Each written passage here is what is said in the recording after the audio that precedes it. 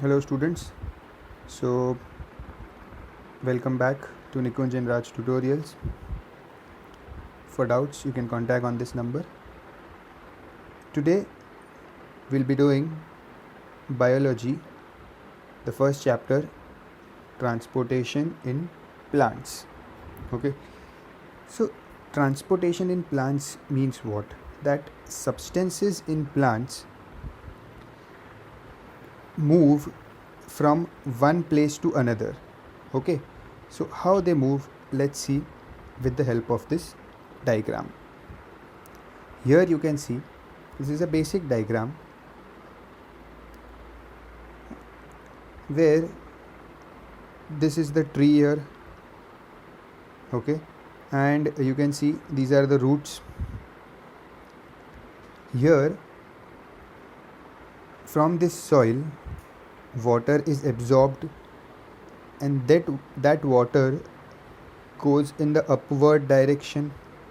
Okay, the water goes in the upward direction.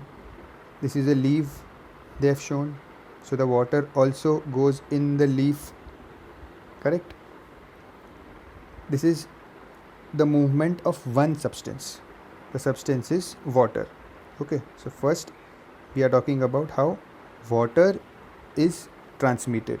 So transportation means transportation of all substances. Okay, so each substance we'll see in the video how they get transmitted. So first is water. Okay, so this water is there in the soil initially. In the soil here water is here, and from here it goes in the leaf as well as in the upper part of the plants. Now along with this water, certain minerals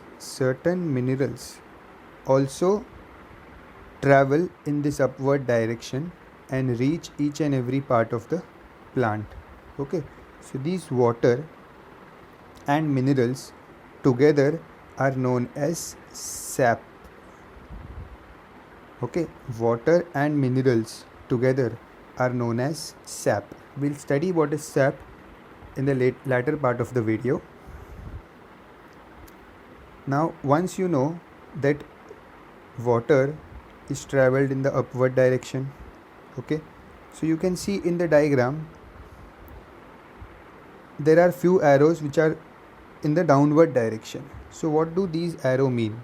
Okay, so see, plants take water and minerals from the soil, but you know that plant make their food by a process called as photosynthesis.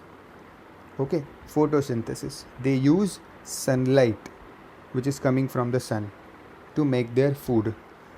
Okay, so this sunlight, and they have chlorophyll in them. Okay, chlorophyll. That chlorophyll is used to make food. So I have written here, you can see that food is made by the leaf. Okay, so food is made by the leaf. That means the food is present here in the plants. The food is present here in the leaf. So now the other parts of the plants, like the roots, the stem, the branch, all of them need food. So from this leaf, this food is transported to different part of the plants. Okay, so food is transported to different part of the plants from the leaf. That means we studied two types of transport now. Two things are getting transported. First, you see water and minerals are getting transported in the upward direction from the roots to the leaves, correct? And food made by the leaves is getting transported in the downward direction. So these are the basics of transportation in plants. Okay, where now two things. Transportation of plants has two important things: food and water. So we saw water. When I say water, it also includes mineral in them. Okay, all the minerals. So water and minerals together are called as sap, and they travel in the upward direction So water is transmitted by upward movement, and food made by the leaves is transported throughout the plant by a downward movement, because leaves are in the upper part of the plant, and the food which is made in these leaves has to travel downward. Okay, so now who does this job of the downward movement and the upward movement? Which part of the plant does this job? So that is given here in this. Read this few lines. What they say: xylem tissues carry water and dissolved minerals up from the roots. So you can see this tube like structure here, which is transporting the water in the upward direction. This tube like structure is xylem tissues. Okay, what are they called as? Xylem tissues. Now these xylem tissues, their structure, their composition and their uses we'll study in the next part. So first let's understand the basic, that this water and minerals are transported in the upward part of the plants using these xylem tissues. Okay, then what about the food which is transmitted from the leaves to the soil? So this food which is transmitted from the leaves to the soil is done via this tube. Okay, and this tube is nothing but the phloem tissues. Okay, it is called as phloem, phloem. Okay, it is pronounced as phloem. So these phloem tissues, they carry the food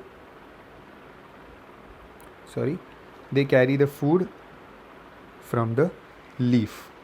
Okay, so that means what we study till now: water is transported by xylem tissues and food is transported by phloem tissues.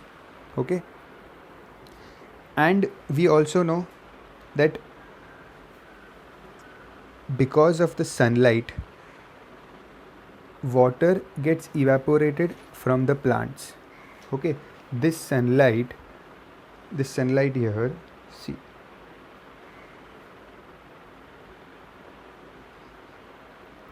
there is sun here. Okay, because of this sun, the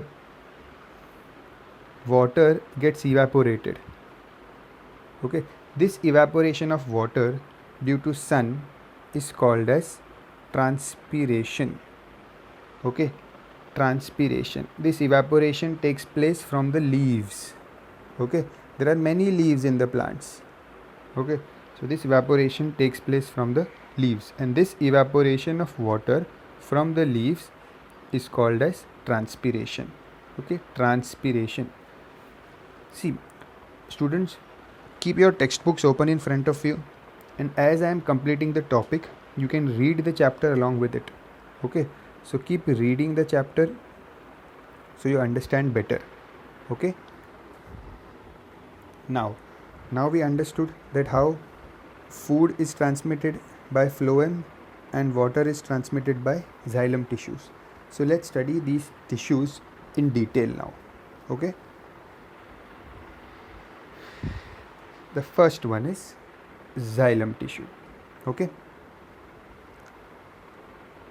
so you can see this structure, this diagram here has both xylem and phloem tissue. Okay, so this half part till here, this part is xylem tissues, and the part on the right side, this one is phloem tissues. So first focus on this part, xylem tissue. Okay, so the construction of this xylem tissue, if you see, there are few terms here. The first, you can see we have vessels. Okay, then we have perforation plate, and there are certain more. See, you can see this dot here and this tube like structure. These all are different parts of xylem. Okay, so what are they? Let's study them in detail. So there are in xylem tissues there are 4 types of cells. Okay, these 4 types of cells are, first ones are tracheids. Okay, the first cells in xylem tissues are tracheids. Now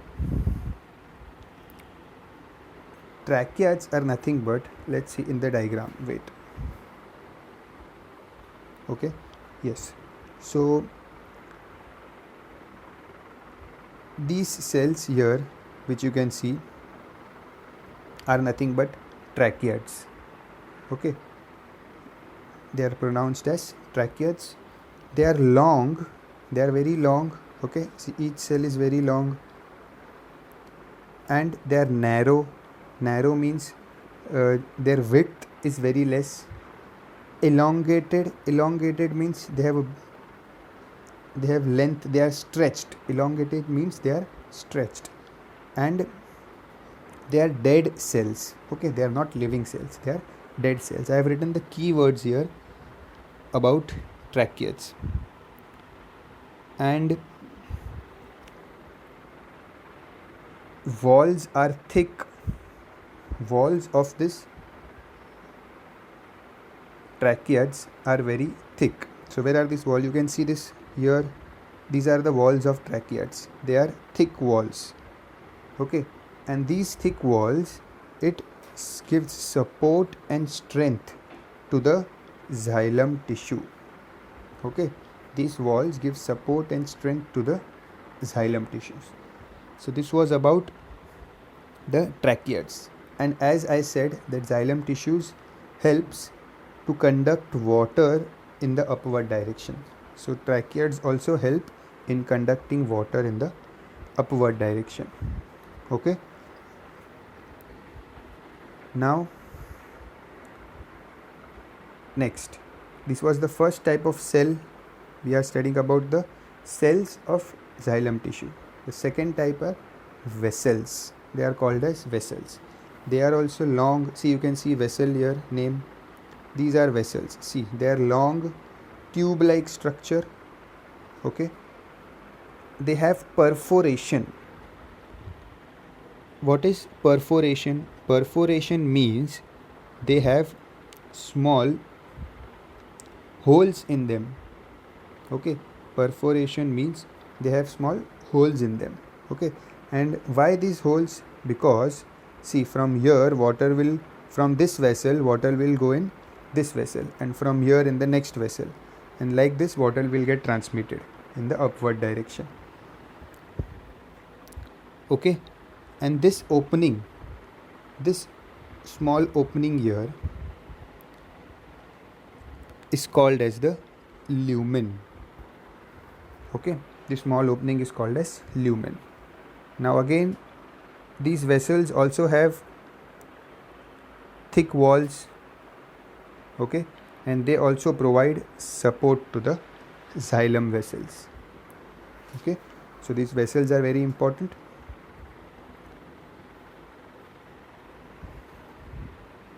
Next, now and yes, one more thing, that the vessels are broader than tracheids. Means that, for example, these tracheids, if I say have this much width, then vessels will have this much width. Okay, tracheids are narrow. That is why in tracheids I have written narrow. Okay, and vessels are wider than tracheids. Next, I said there are 4 types of cells. Okay, so these first one tracheids, second are vessels. Okay, now next,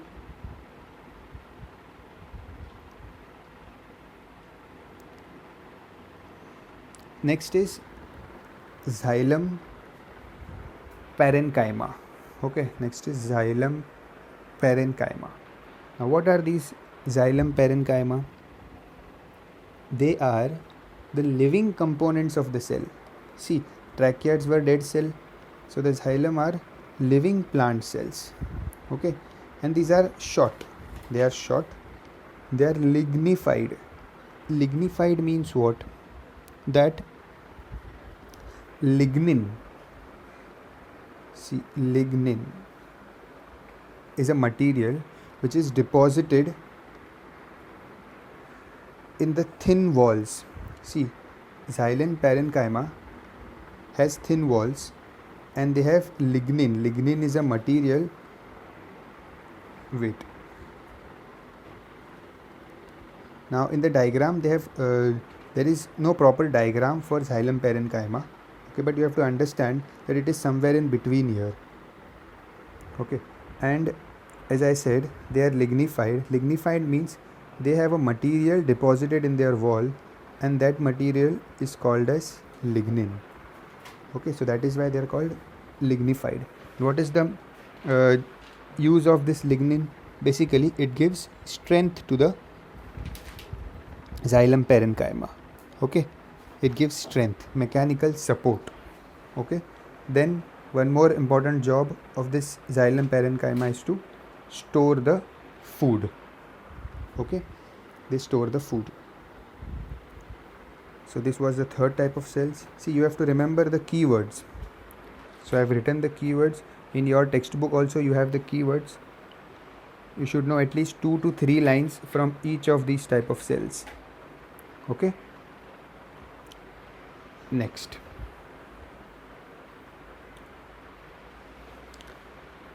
are xylem fibers. Okay, first I'll show you the diagram of xylem fibers here. Okay, ignore this diagram. First we are studying xylem, so focus here. So you can see how tracheids look. The first cell which we did, they are very long, they are narrow. Okay, and these are vessels. Okay. These are vessels. Perforation plates. Perforation means you can see there are small gaps here. So from these gaps the water travels in the upward direction. These are perforation plates. Then the last one was fibers, xylem fibers. So you can see they are very long xylem fibers. Okay, even longer than tracheids, and they are very narrow also. Okay, so the same type we'll study in phloem also. There are phloem fibers also. They are also same. See, they both look same. So let's get back here. So what are xylem fibers? They are long, narrow, tapering ends. Now what does this tapering ends means? See here. You can see they have pointed ends here. Okay, so these pointed ends are called as tapering ends. Okay, they are not like this, cylindrical in shape. Okay, they are not like this. They have tapering ends. Tapering means pointed ends. Okay, so that is why they are different from these vessels.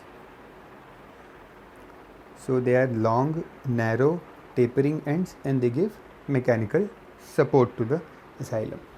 Okay, so with these 4 different cells of xylem vessels, we understand the structure of xylem. Okay, next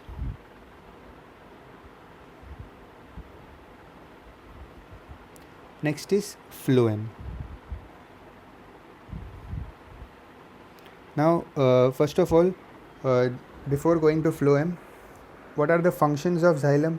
Xylem has 2 important functions. First is it transports water, and second, it gives support and strength, mechanical strength to the plant.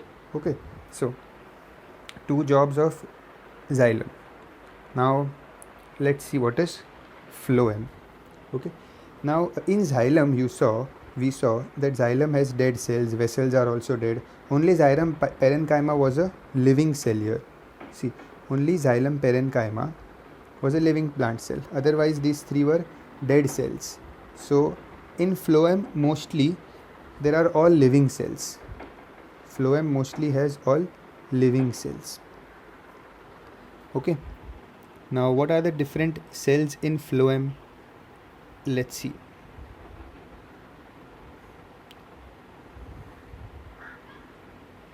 The same diagram, because On the right side we have phloem here. Now that 4 different types of cells in phloem, the first type is sieve tubes. Okay, sieve tubes.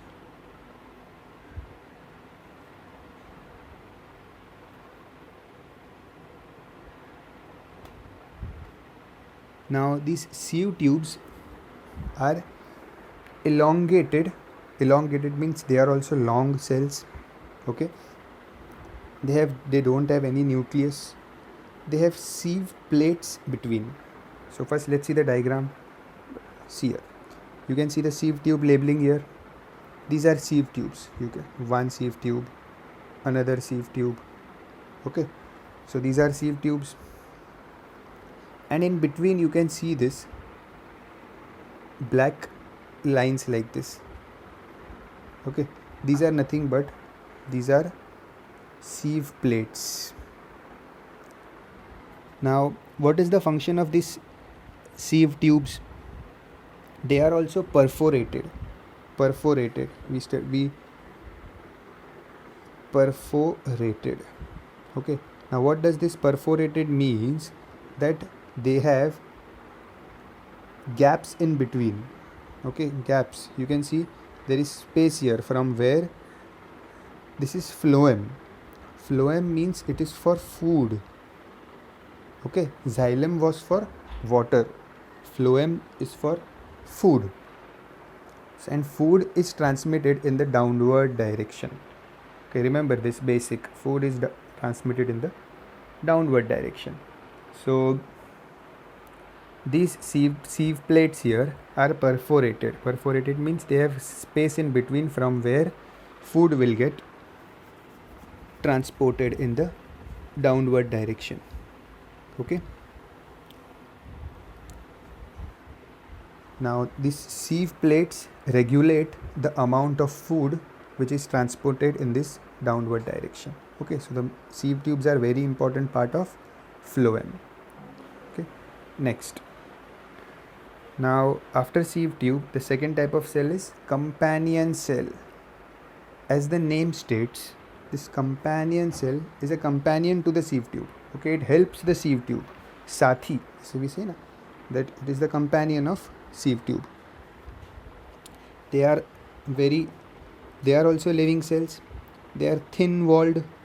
Okay, and they are on the sides of sieve tubes. See, this is sieve tube. Along the side of a sieve tube you have companion cell. Okay, so this is companion cell here, and this is sieve tube. Okay, so this companion cell, see, on every sieve tube has a companion cell on the right hand side. Okay, so these are companion cells. 1, 2, 3. These are companion cells.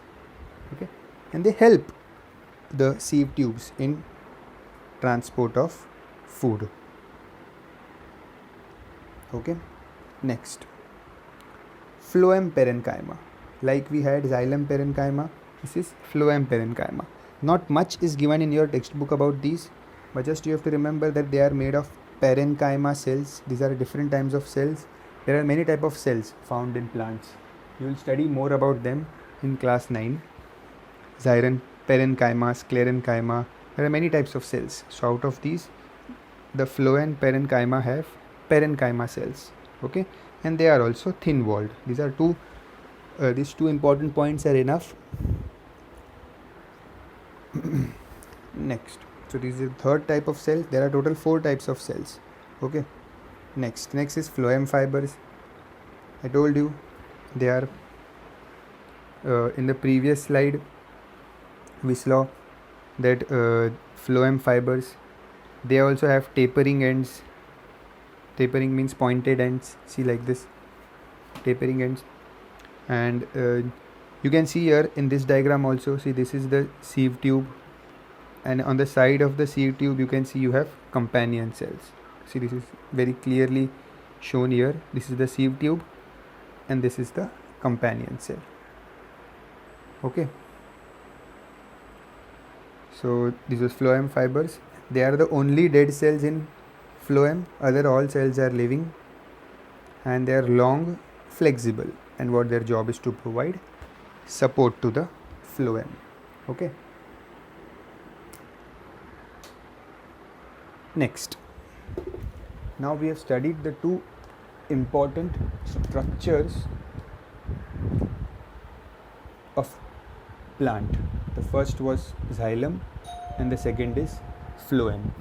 Okay, now what is the job of phloem? Two important functions of phloem. The first is, as we know, it is food, to transport the food. Okay, and the second is, along with the transport of food, it also stores the food. Okay, so storing is also a part of transporting food. Okay, so this is the first point, that phloem does the job of storing and transporting the food. And second, phloem gives support to the plant. Okay, so support. Xylem also gives support, phloem also gives support to the plant. Okay, next.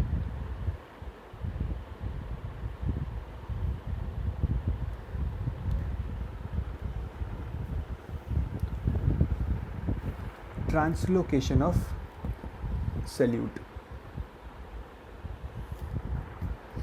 Now, see this topic, translocation of solute, in few textbooks they are given after the phloem part. In few textbooks they are given in the end of the chapter. So the order may differ. Just check in your textbook where you have this translocation of solute topic. Okay, it may be mostly in the Christchurch school. It is the next topic, transport of food. In that you have translocation of solute, and Peters they mostly have in the end of the chapter. So the topic is same, but only its position is different in the textbook. So what is translocation of solute? Translocation. Trans means movement. Okay, and location, changing the location. So it moves from one place to another. That is called translocation. Translocation of means, for example, something is here and it got transported in other place. So this is called as translocation. So what happens that during photosynthesis, plants make their food by photosynthesis, and that food which they make is in the form of glucose. Okay, it is in the form of glucose. Now, if the plant needs the food, it uses in the form of glucose. Okay, but let's say the plant has made 100 units of food. Okay, and it requires only 60 now. So it will use the 60, and the remaining 40 it will convert into starch and store it. Okay, so the plant makes their food in the form of glucose and then converts it in starch. Okay, now this starch is transported in the plant, in different parts of the plant. Okay, and as I told you in the beginning of the video, that if this is a tree, okay, and here there is a leaf. So this leaf, the food is made here using sunlight, and from here the food is transported in the downward direction. Okay, so first the food is made here in the form of glucose, then it is converted to starch, and then it transports in the form of sucrose. Okay, see, glucose converts into starch and transported in the form of sucrose. You have to understand this word, sucrose. Sucrose is nothing but a sweet substance. When some chemicals get added in starch, it turns into sucrose, and once it is in sucrose form, it can travel in different parts of the plants, in downward direction, in sideways direction. Okay, so for transportation we have to convert it into sucrose. Okay, so that this is called as translocation of solutes. Further, in translocation of solute, after translocation of solute, we have to understand that we studied how xylem transports water, and you know that water is very important for plants. Okay, so what is the importance of water? For what purpose do the plant need water? Why do they absorb water? So we have to understand the importance of water for the plants. First, most important is to make food. Plants, they take water to make their food. Okay. And second,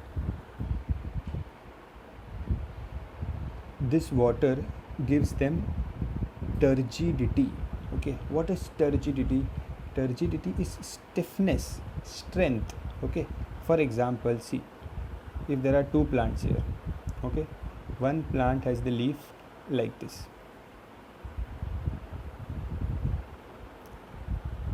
I'll draw a proper diagram here.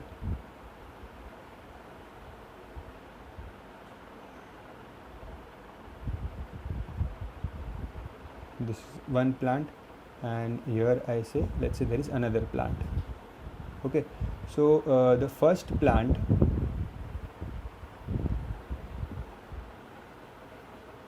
it's very difficult to draw diagrams here. Okay, so the first plant, you give this plant water regularly. Okay, so this plant will stay erect. Okay, it will stay erect. The leaves will point in the upward direction. Okay, but the second plant, this one, okay, you do not give water, or you give very less water to this plant, you will see that the leaves will wilt after some time. Wilt, you understand what is wilt? Okay, WILT, wilt. Wilt means it will bend in the downward direction. Okay, so it will become like this, like this. The leaves will wilt. Okay, so why this happened? Because the strength which this plant has, so that its leaves are erect, they are pointing in the upward direction, this strength is because of the water it has in them. Okay, so water gives stiffness to the plant. Okay, and if there is no water, the plants will wilt like this. Okay, their stiffness will go away. Okay, so I hope you understood the word stiffness here. Next, importance of water is for transpiration. Now, what is transpiration? In detail, we'll study what is transpiration in the second part of the video, but just here you have to remember that transpiration is evaporation loss. Okay, the loss which is due to evaporation of water, and the evaporation is due to sun. Okay, next, so after this, next point is transport food. See, this first point, food, is plant needs water to make food. Okay, to make food. And this fourth point here, it says to transport food also we need water. Okay, so when I say that phloem is transporting food in the downward direction. Okay, it is transporting food in the downward direction. It is transporting the food with the help of water only. Okay, so water is very important to plants. Each and every function of plant depends on water. Next, cooling effect. See, what is cooling effect? Here you have to understand that when, for example, this is a leaf. Okay, here when water gets evaporated from this leaf, it gives a cooling effect to the plant. How can you understand this? For example, if, let's say this is your hand, okay, and if I throw some water on your hand, as this water will get evaporated, when this water will evaporate, you will have a cooling effect on your hand. Okay, whenever water gets evaporated, there is a cooling effect. Okay, so that cooling effect, plants also feel this cooling effect. When, see, for example, when we just come out of taking bath, when our body is wet, okay, and the water which is there on our body is getting evaporated slowly, so we have a cooling effect. Okay, we feel cool when we come out of water. Okay, our body temperature drops. So that is the cooling effect of evaporation. So this evaporation, when there is transpiration taking place, water is getting evaporated from the leaf, the plant will have some cooling effect. Okay, next,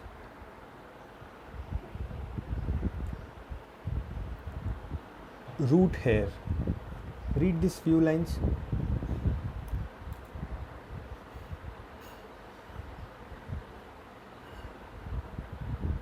Now here, root and root hair. Okay, see, for example, this is a tree. Okay, and in this tree,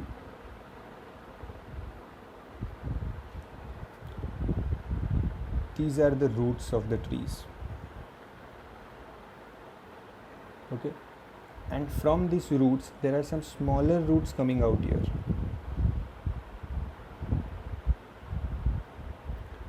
These smaller roots are called as root hairs. Okay, and these bigger roots here, they are called as root, and the smaller one which come out are called as root hairs.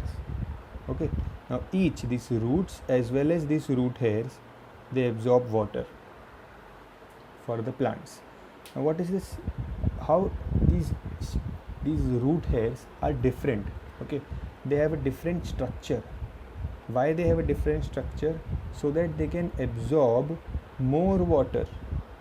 They have to absorb as much as water. Okay, so they have a different structure. So what is special about them? Let's understand here what is special about these roots. Okay, so here you can see the diagram of root hair. This is one root hair. This diagram is of one root hair. If you see here, see, this is the entire cell of a root. This is one root. Okay, main root, and from that one root hair is coming out. Okay, so like the example which I gave you here, there is one tree, this is one root, from this one root hairs are coming out. Okay, so this is one root type of root hair which is coming out. Okay, so this root hair, see the structure properly here. These are basically cells, epidermal cells. Epidermal means outer cells.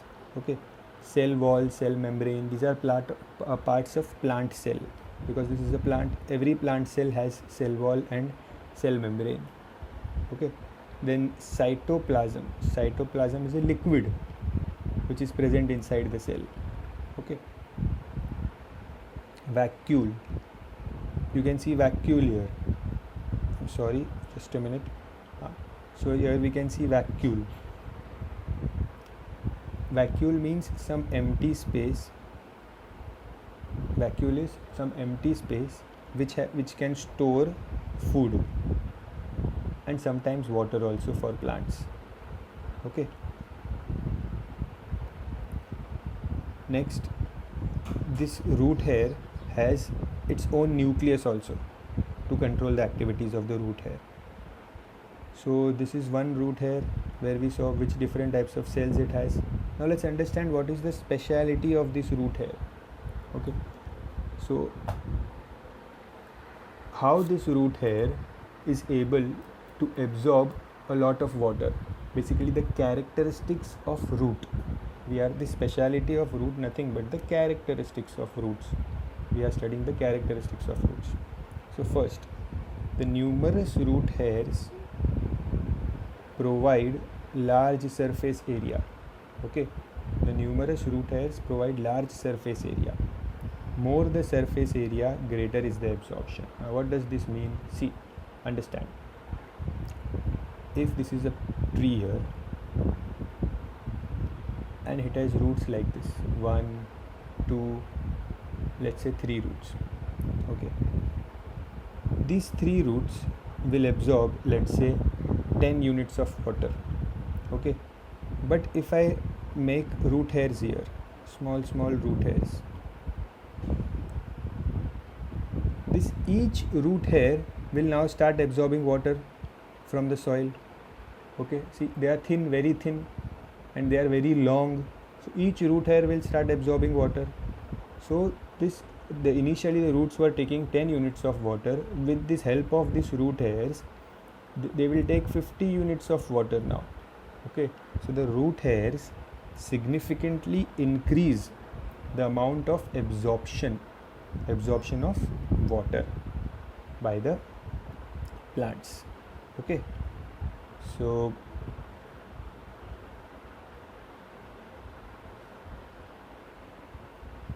next, the second point is root hair contains cell sap, which is of higher concentration than the surrounding soil. Now, what does this mean? Cell sap. What is cell sap? Cell sap means water plus minerals. Okay, which is higher concentration. Higher concentration means, see, for example, there is water here, correct? And along with water, there is some minerals also here. These yellow dots are minerals. Okay, now this root hair here will absorb this water, and it is continuously absorbing the water. This root hair is continuously absorbing the water. Okay, so what happens is, after some time, this root hair is full of water. Okay, it has only small space left. That means there is a lot of water in the root hair. Okay, and this water is traveling upwards throughout the plant. Higher concentration means that inside the root there is a lot of water, and outside there is less water. Okay, so inside the root there is more water, and outside the root, so here there is more water and outside there is less water, but still the root keeps on taking water. Okay, how it does that, we'll study a concept called osmosis in the next video. Okay, I'll make you understand how this happens. So the root hairs contain cell sap and they have higher concentration. Okay, the cell wall is freely permeable.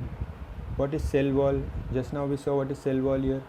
See, this outer boundary which you can see is nothing but the cell wall of the cell. Okay, cell wall. It is freely permeable. Freely means there is no restrictions. Permeable means to penetrate, to go inside. Okay, so this cell wall doesn't stop anything. It allows everything to go inside. So it just gives strength to the cell. Okay, but there is one more thing here, cell membrane. This cell membrane is not freely permeable. The cell membrane is not freely permeable, it is semi-permeable. Okay, semi-permeable means it allows only some substances to go inside, not everything. Okay, now which substances it allow, which substances it does not allow, we'll study that.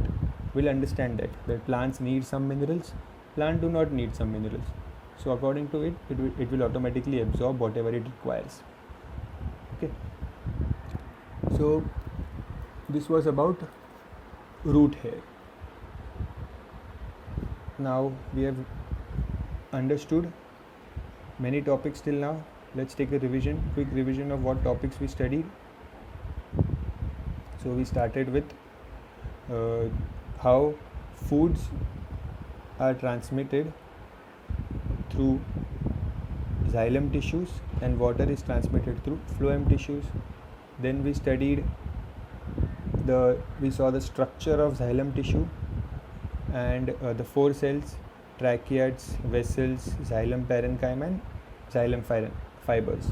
Read these topics in your textbooks. Okay, then we saw one more diagram showing how they have tapering ends, fibers, and how these tracheids are long and they are narrow compared to the perforation plates. Then we have phloem. This phloem gives food and support to the plants. Okay, and we also saw 4 types of cells here: sieve tubes, companion cells, phloem parenchyma and phloem fibers. And then we saw how translocation of solutes. Basically translocation means movement. Okay, solute. Where first plant make their food in the form of glucose, then it converts to starch and it transport in the form of sucrose. Okay, then we studied the importance of water to make food, to transport food, to give stiffness, for transpiration and for cooling effect. And in the end we studied what is a root hair. Okay, and some important properties, that it has large surface area, it has higher concentration, it has cell wall which is freely permeable and cell membrane which is semi-permeable. Semi-permeable means it will allow some things to pass but it will not allow something to pass. Like for example, semi-permeable is something like this. So this is a wall. Okay, so let's say there are three substances A, B and C. So cell wall will allow all three to pass. Okay, but cell membrane will allow only A to pass. B and C will not be able to pass. Okay, so this is called a semi-permeable. Okay, the next part we will do it further in the next video. Okay, thank you.